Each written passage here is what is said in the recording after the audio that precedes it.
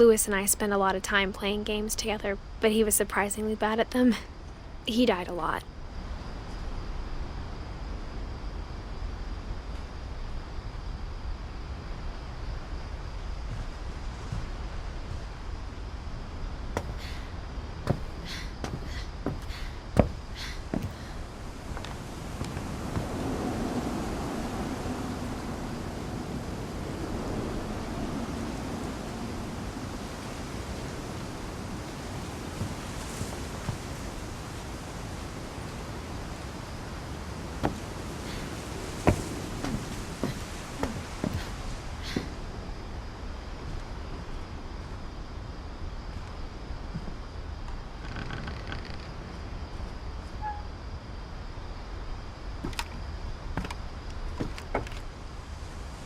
On the way back from Lewis's funeral, my mom told me to start packing.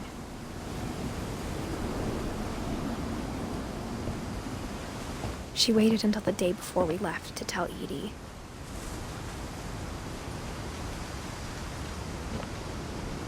I'm not sure if she wanted to make it easier or harder.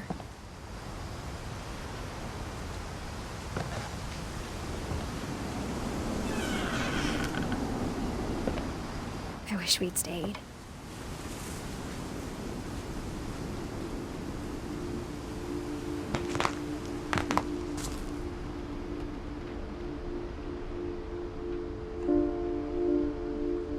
But I understand why we left.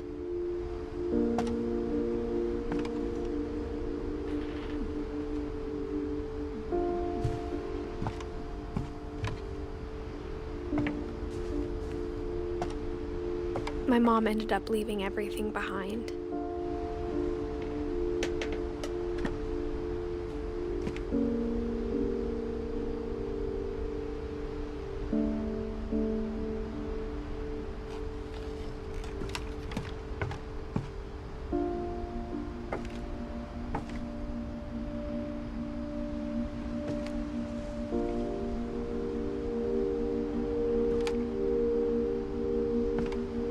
What happened that night had been coming for a long time.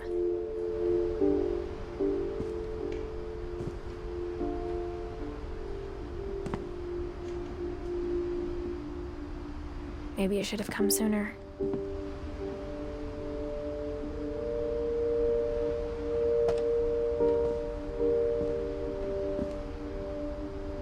But it had to end one way or another.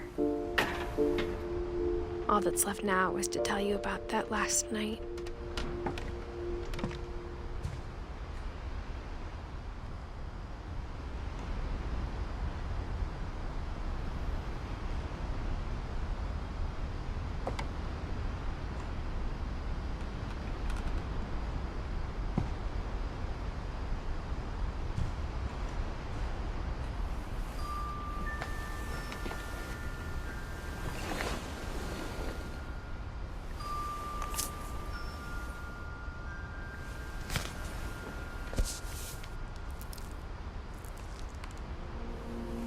That whole last day, Edie just watched us pack and didn't say a word. Until supper, when she raised her glass and said, "To our final night together, and all our final nights apart." Grandma, you know what I said about alcohol. Some of your medications are very Edith, specific. I left a present for you in the hallway. Why don't you go open it? The grown-ups have to argue now. I'm sorry, you're right. We're all leaving tomorrow. Let's just enjoy our last... I'm not leaving. Edith, you're excused.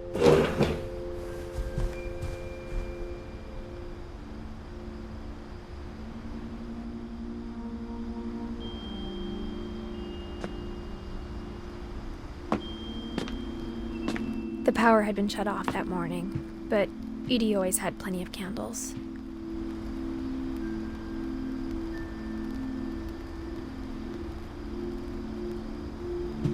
When my mom sealed the library, I don't think she knew about the other entrance.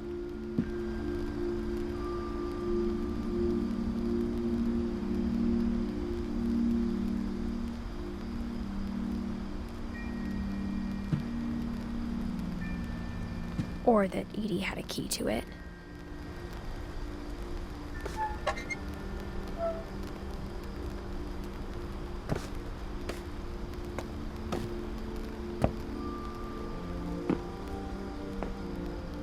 thing you're afraid of isn't going to end when you leave the house.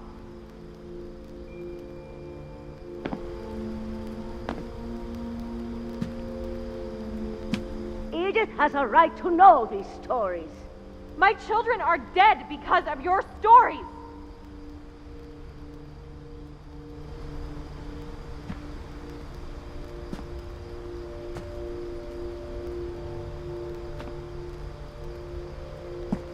I think it's best if Edith and I leave tonight.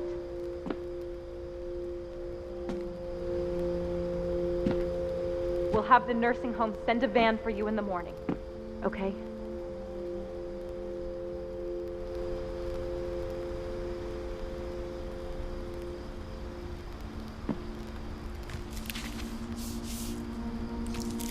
Dear Edith, there's so many stories I wish I could tell you, but there's only time for one. This is about what happened on the night you were born. That night, the tide went way, way out.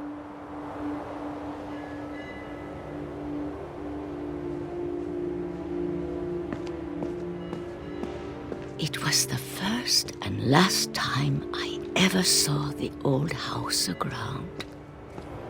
There'd been an earthquake out in the middle of the ocean. They called it the lowest tide in 1,000 years. God, it smelled awful. You know, I've seen that house every day of my life.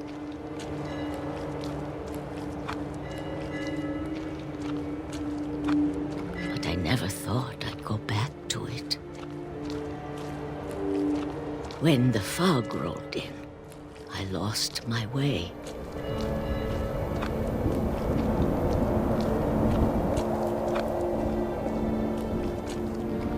I got turned around.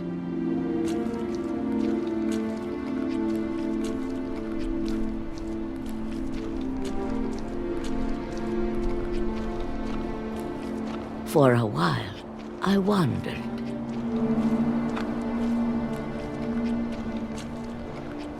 I started seeing things.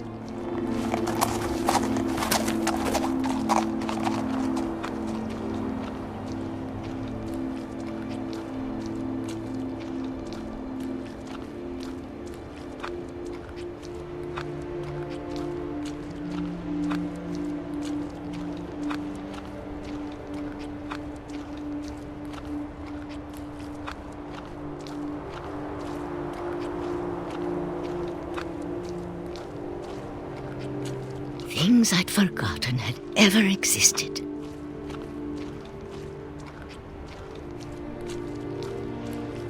But when I saw them, they felt like old friends.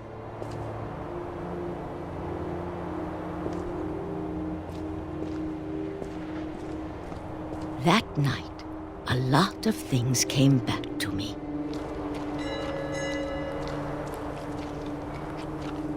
Or maybe I came back to them.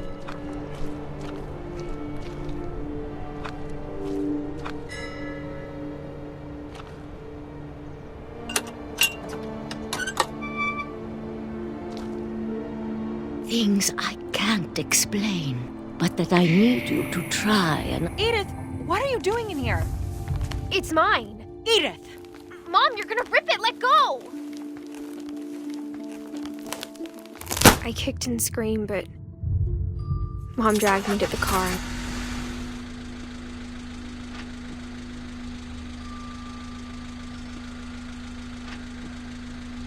I never saw Great-Grandma Edie again.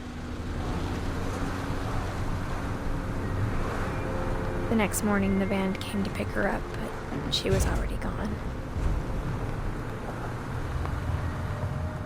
After that, we moved around a lot.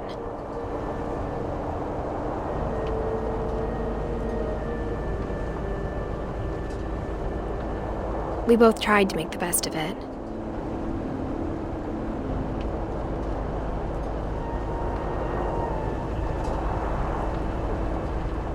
A few years went by.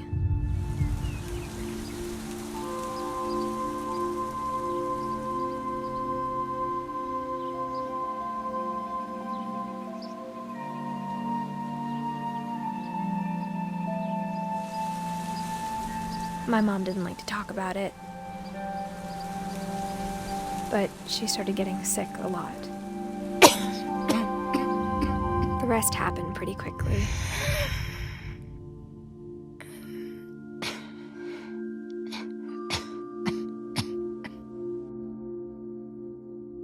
She got better for a while. And then she didn't.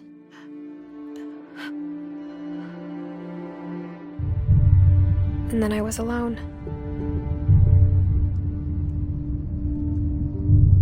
The last Finch left alive.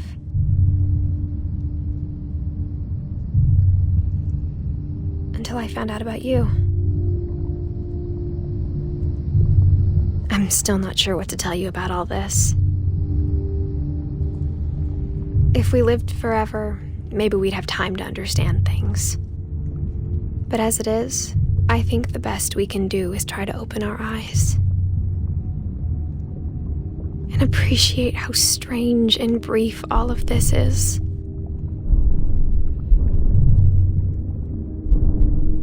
This journal was supposed to be for you.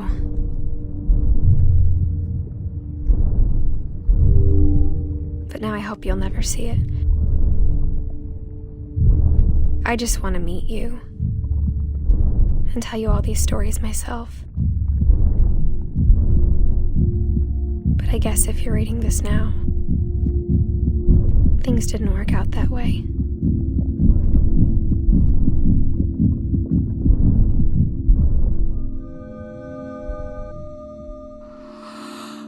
This is where your story begins. I'm sorry I won't be there to see it. It's a lot to ask, but I don't want you to be sad that I'm gone. I want you to be amazed that any of us ever had a chance to be here at all.